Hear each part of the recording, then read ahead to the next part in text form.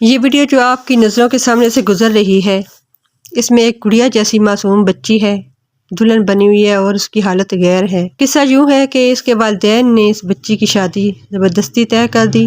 جہاں بچی شادی کرنا چاہتی تھی وہاں والدین نہیں مان رہے تھے، اور جہاں والدین نے شادی طے کی وہاں بچی نہیں مان رہی تھی۔ پھر والدین ہوتے ہیں، انہوں نے کسی طرح اپنی بچی کو سمجھا بجھا کر منا تو لیا، بچی خاموش ہو گئی، لیکن بچی کا دل نہیں مان رہا تھا۔ وہ جانتی تھی کہ وہ یہ شادی نہیں چلا پائے گی، اور شادی والے دن اس نے زہر کھا لیا اور یہ انتہائی قدم اس نے اٹھا لیا۔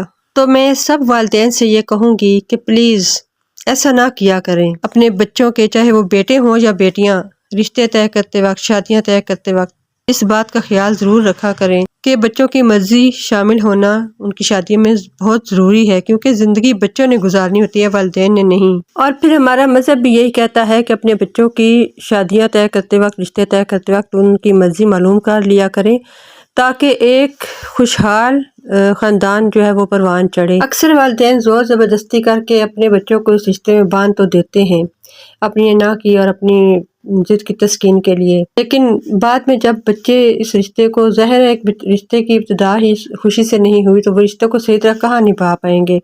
تو پھر جب بچے اس رشتے کو صحیح طرح نبھا نہیں پاتے، مختلف قسم کے مسائل کا شکار رہتے ہیں، تو پھر ڈیفینیٹلی والدین بھی کہاں خوش رہ سکتے ہیں۔